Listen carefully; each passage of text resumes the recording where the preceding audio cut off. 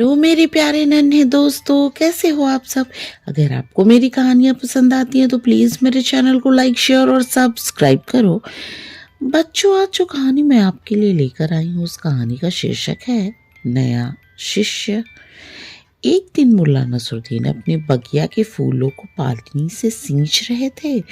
उसी समय उनके पास एक आदमी आया और कहने लगा, मुल्ला जी, मैं आपके गुणों से बहुत प्रभावित हूँ। मेरी ख्वाहिश है कि मुझ में भी आपके जैसे गुण हों।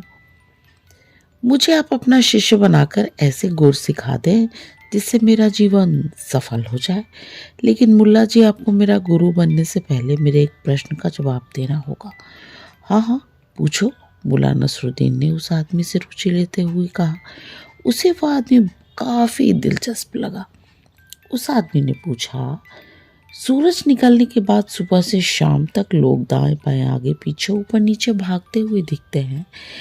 ऐसा क्यों नहीं होता कि दुनिया के तमाम लोग एक ही दिशा में चले? यदि ऐसा होता तो कितना अच्छा होता। मुल्ला नसरुद्दीन ने जब उस आदमी की बात सुनी तो उसे उसके साथ मसखरी करने की सूझी। उसने कहा, अरे तू मेरा शिष्य बनने तो आ गया, मगर तू इतनी छोटी सी बात भी नहीं जानता। तू तो महामूर्ख है। अपने लिए महामूर्ख संबोधन सुनकर वो व्यक्ति बौखला गया और उत्तेजित होकर पूछने लगा, आपने मुझे महामूर्ख कहा? मैं आपको अपना गुरु बनाने आया हूँ, इस बात का भी ख्याल नहीं रखा आपने। मुझे महामूर्ख कह दिया, जबकि मेरा सवाल स्वाभाविक है। ये प्रश्न तो प्रत्येक जिज्ञासु के मन में उत्पन्न होना चाहिए। या तो आप मेरी शंका का समाधान करें या फिर मुझे बताएं कि मैं महामूर्ख कैसे हूं। अब मुल्ला नसरुद्दीन के चकराने की बारी थी। उन्होंने तो सोचा था कि मजाक की बात मजाक में ही निकल जाएगी, मगर यह तो अजीब हो गया। यह आदमी तो अब बेकाबू हो रहा है। कहाँ से आया था यह मेरा शिष्य बनने? कहाँ अब बिफर कर मुझे ही गुरुता सिखाने लगा है। मन ही मन मुल्ला नसरुद्दीन उससे निपटने के उपाय सोचने लगे। अचानक उन्हें कुछ ख्याल आया और उन्होंने आगंतुक से कहा, मुझे जरूरत ही नहीं कि मैं तुम्हें परले दर्जे का बेवकूफ साबित करूं। मूर्खों, महामूर्खों को कुछ भी साबित करने पर समझ में नहीं आता है। हाँ, मैं तुम्हें बताता हूँ कि ये धरती नाव जैसी है। यदि एक ही दिशा में लोग भागने लगे तो धरती उलट जाएगी। इसलिए धरती के लोग भिन्न दिशाओं में चलते हैं। अब समझ गए? समझ चुके तो गर्दन हिलाओ या हाँ कहो।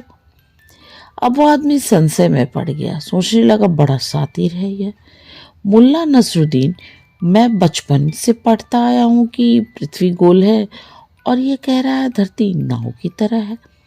अगर कह दूं कि उन्होंने जो कहा मैं समझ गया तो तुरंत यह शख्स मुझसे कहेगा, बेवकूफ, क्या खाक समझ सकते हो?